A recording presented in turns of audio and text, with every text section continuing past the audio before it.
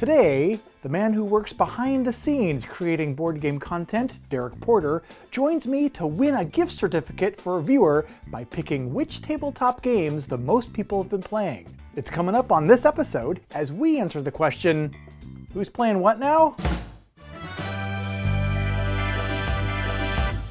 Hello and welcome back to Who's Playing What Now, the show about the games that have recently been played the most often. Our gameplay statistics are based on the number of unique users who log plays of each game on BoardGameGeek.com.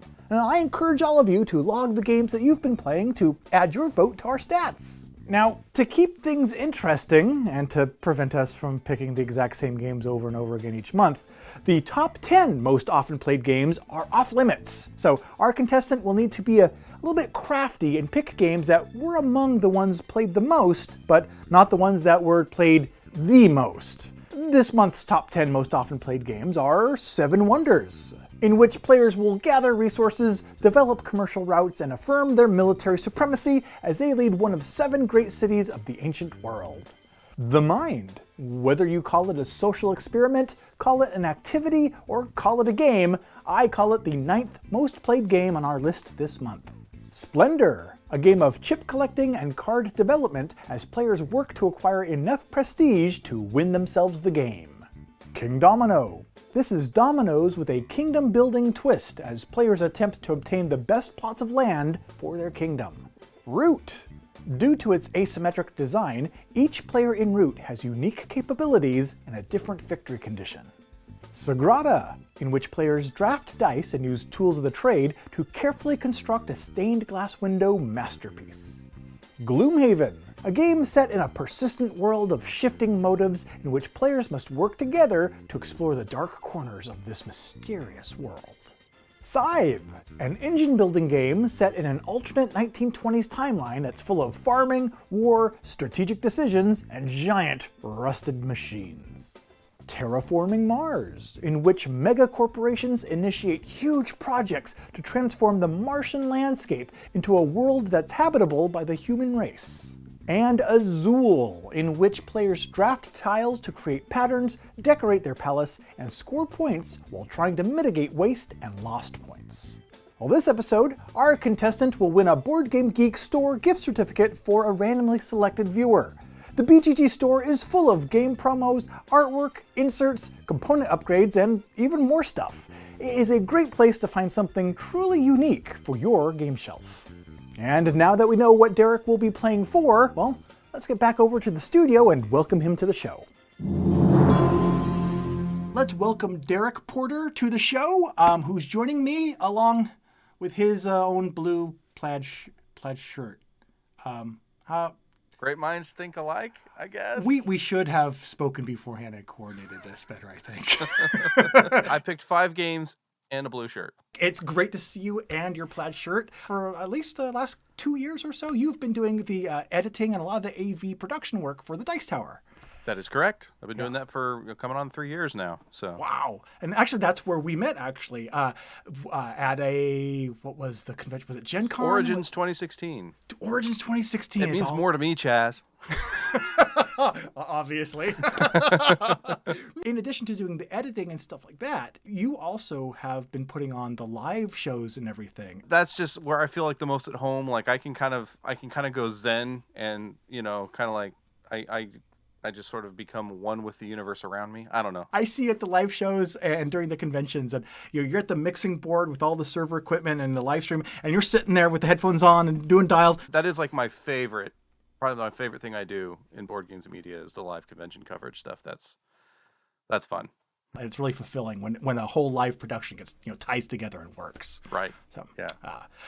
Speaking of work, let's see if this board game show thing that we're about to do can work, because what we're going to do is we're going to try and win a prize for a viewer. You are playing for whatsoever. Well, I will do whatsoever I can to get whatsoever some free stuff. I liked that. That was good. This first round that we're going to do is pretty simple. I have a collection of the top 500 most played games from the last month. And all you have to do is pick the games that you think have had the most players. You're going to win a penny per player, but Just to make things interesting, the top 10 games that I mentioned earlier are off limits. Oh, yeah. Yeah, I had to adjust my list after you presented those titles to me. So without any further ado, let's move on to your first pick for Who's Playing What Now?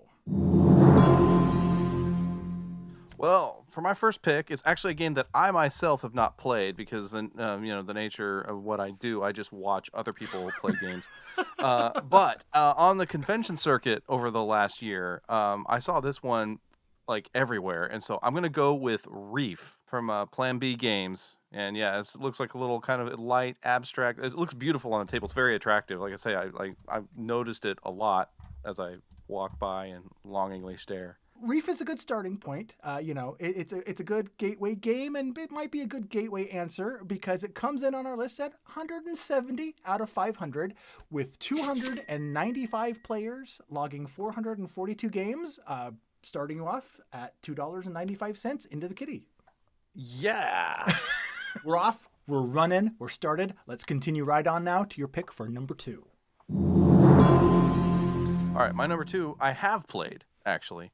And I've seen it a lot in my little board game bubble, and it's recently released, so I think it's still it's kind of fresh in front of everybody. But I'm going to go with Gizmos. Ooh, Gizmos. Yeah, the engine building marbles game. That one actually caught my eye. It's actually in a box, unopened, right on this table, right over there. It just came like 2 days ago, and I'm going to open it up. I'm looking forward to it. Well, I've played my copy twice, Ooh. which is big deal for me. Setting the bar pretty high. Yeah. What is it you like about it? It's one of those games where you can just like, oh, if I make this work with this, I can do this cool thing. And it's like, you're kind of in that competition to make sure that, you don't let somebody else do a super cool thing, but while trying to build your own. I really enjoy it. And it's also very accessible. And like with my wife, who doesn't play very heavy games, it's the kind of game that she can kind of get into. Well, you picked Gizmos because you thought it might be a popular pick. And I think you're right, because it comes in at number 36 on the list overall with 691 people logging 1,349 games. So bringing the kitty up another $6.91 for a total of $9.86 at this point. So we are building and going, and so that was a pretty good pick. That is whatsoever I'm talking about. Let's segue seamlessly now to number 3. All right, number 3. I'm gonna dip. I'm gonna avoid the whole new release hotness, just because I feel like a lot of people that would log their plays are still playing this game a lot, and it's also one of my personal favorites. I'm going with Champions of Midgard. Ooh, Champions of Midgard, a very interesting pick there. I like the tactic you're taking there, where it's not necessarily a new game or hot game, but they're trying to pick games they think people who would log games would log a play of. Oh, and it's in my local community too, that this game is played a lot. It sees a lot of table time. Well, how much table time did it see overall? Well, it comes in at number 127 on the list. That's not bad, with 368 people logging 441 games of it for another $3.68, bringing the total up now to $13.54. I thought that Champions of Midgard might have been a risky choice, but it's not bad. Not bad at all. So let's see if you can get lucky again with your 4th pick. My 4th pick, well, now I'm a little skittish since Champions of Midgard didn't do as well as I had hoped. But it's same kind of vein. I see this played a lot. I'm going to go with Altiplano. It's another one that I see played a lot. And in fact, I'm seeing more people play this over Orleans now, which oh really surprises me actually. Yeah, at least in my board game bubble. Anyway. So. Well, you'll be happy to know that 462 other people have it in their board game bubble. It comes in at number 86 for the month, with those 462 people logging 628 games of it. So that takes the prize pool up another $4.62 for a grand total at the moment of $18.16, which is quite. I feel like I should be doing better. You got to look at it with my perspective. It could always be worse. So. Right. Yeah. Okay, let's see if your last pick for this first round can do even more not worse. All right. Well, I was going to go with the roll and write movement. Ooh. I was going to go with Welcome to. Oh. Which of all the roll and writes, which to me is basically sort of like somebody gamified pop quizzes, where everyone pulls out a piece of paper and y'all do stuff, write stuff in response to different things, and then y'all grade each other's papers at the end. That doesn't sound like work at all. Well, but this one, obviously, I'm not captivated by all the roll and writes, but this one did grab me, and that's Welcome to. And this one I do see a lot. That's another one I saw played a lot on the convention floor over the last year or so. Well, that was a very astute observation, Derek, because Welcome to comes out in at number 16 for the month with 1,141 people playing 2,410 games of it, kicking things up $11.41. So there we go. Cha-ching. Some double digits. There's some cheddar for you. All right. So at the end of this first round, those 5 picks have brought our prize pool up to $29.59. But in round 2, things are going to be a little bit more challenging and the rewards are a little bit bigger because the answer to each question there is going to be worth $14 each towards the prize. So we'll be right back with round number 2. Okay, Derek. In round 2, I'm going to give you 2 games that appeared on our list, and all you've got to do is tell me which of these 2 games was played by more people this past month. And for each correct answer, you'll score an extra $14 towards the goal. And all right. Okay, are you ready? I am ready. Okay. Which of these 2 games was played more? Star Realms or Hero Realms? Ooh, I'm going to go with Star Realms. I'm going to bank on the fact that they recently had the Kickstarter for the new expansion. Oh. So I think I'm going to say that one. Okay, so you think Star Realms' recent expansion Kickstarter bumped it up, got people playing it again in anticipation? All right. Yes. Locking that in. And you know what? You were absolutely correct. Star Realms had 794 people play it, where Hero Realms came in with only 411. So you started round 1 with a perfect score already so far. Well, no, that's round 2 because that's not... Good job. Thank you. All right. Which of these 2 games was played more this past month? Charterstone or Stone Age? Ooh, wow, that's tough. That's all the pressure. I'm going to go with Charterstone. All right. Because it's still like a long tail kind of game. Okay. So all right. You legacy and you have to do lots of stuff to actually finish it. So people are probably still finishing that up, right? So you think people are hanging in for that narrative to... Right, yeah. Okay. So let me lock in Charterstone here and see what happens. All right. Well, Stone Age came in with 588 players. But Charterstone did beat it with 754. So you got it. Another $14. You're at a total now of $57.57. So we are making some great headway here. All right. All right, I'll take it. All right. Are you ready for the next one? Let's do it. All right. Okay. For this next one, let's travel out west with Western Legends versus Great Western Trail. Got a brand new sandbox game versus a really highly regarded Euro from a couple of years ago. I'm going to go with Great Western Trail. Okay. Because I know it's been out quite a while, and Western Legends is definitely the new hotness, but I still hear lots of people talk about how much they love that game. Okay. So I'm going with Great Western Trail. Great. We're locking it in for you. Well, it was no contest with 511 people playing Western Legends, while 1,119 played Great Western Trail, just like you predicted. So, cha-ching! That's what I'm talking about. Oh, yeah. Question number 4 out of 5 for the second round. Which of these 2 games had more people play it? Pillars of the Earth or Unearth? Wow. I'm going to go with Pillars of the Earth. Okay. I haven't played either of those, but I'm more familiar with Pillars of the Earth. No, wait, I have played Pillars of the Earth. I did. I played it once. Sounds like it made a really big impression on you. Yeah. We're going with Pillars of the Earth. Pillars of the Earth. All right, we lock that one in here. Longevity. All right. Okay, admittedly, this one was extremely close. Unearthed had 124 people play it last month, while Pillars of the Earth had 110.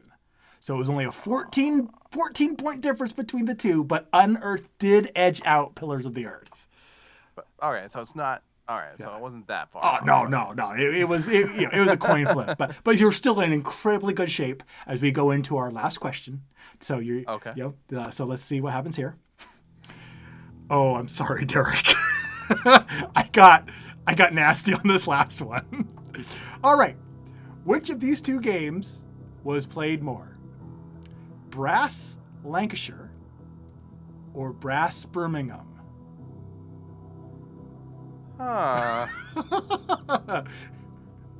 Well,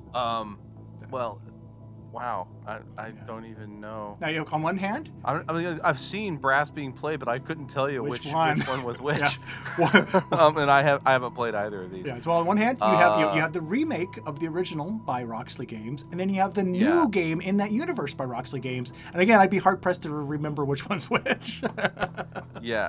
I think I'm gonna go with Lancaster. All right, you're going with Lancashire. Did I say that wrong? I have never said it correctly, so don't worry about it. Oh, okay. Okay. I'm gonna go with Lancaster. All right. Well, Brass Birmingham had 1,028 players, while Brass Lancashire had 1,068. You got it. You got it. Bring in the. Yes. All right. I'm celebrating so much. I'm going to kick my microphone over. I'm going to celebrate very carefully. Bringing your grand total up to $85.57 for whatsoever. Yeah, I will rise to the challenges whatsoever comes my way. So Derrick, what have you been up to, and where can people find you on this internet? Well, aside from my man behind the curtain work on the Dice Tower, I occasionally stream board games and or video games with anyone that cares to hang out with me on my stream channel on caffeine.tv. So you go to caffeine.tv/Wigsby. You can find me there. And also, you can follow me on Twitter. I'm at DPSup. Derrick, thank you so much for joining me. I always enjoy working with you, in the booths and everything else. I'm hoping that this coming year at the conventions coming up, I'm hoping we get a chance to work together side by side again in the conventions to come. Me too, man. It's always great doing projects with you, and thanks for having me on. And this has been fun for me. I don't get to do stuff like this very often, so super glad to do this. Oh, my pleasure. Okay, so if you were this month's winner, you will find a comment pinned to the top of the comments below this video that provide instructions on how to contact me at Pair of Dice Paradise to claim your prize. I look forward to hearing from you. And to enter to win next episode's prize, simply post your own comment below mentioning either the oldest game that you've recently played or anything, whatever you want really. Just be sure to include the hashtag Who's Playing What Now. And when we record next episode, we will randomly select a comment, and that viewer will be the one that my contestant will be playing for. Until then, I've been Chaz Marler from Pair of Dice Paradise and BoardGameGeek. Take care, and let's go play some games. I've noticed it a lot as I walk by and longingly stare. Well, your voyeuristic attitude towards Reef has paid off a little bit because Reef comes in. I don't know what that meant. But Reef, can we do something else? Yeah. You got a positive score with Reef, so don't worry, you're not underwater. Good. Reef you. And that viewer is going to be someone who I actually forgot. That's one thing I forgot to do in my prep is to pick someone. I hope that, I don't know what I hope. You're in my head. Oh. We always wondered, and now we know. Derrick, before you go. Sorry, let's try that again.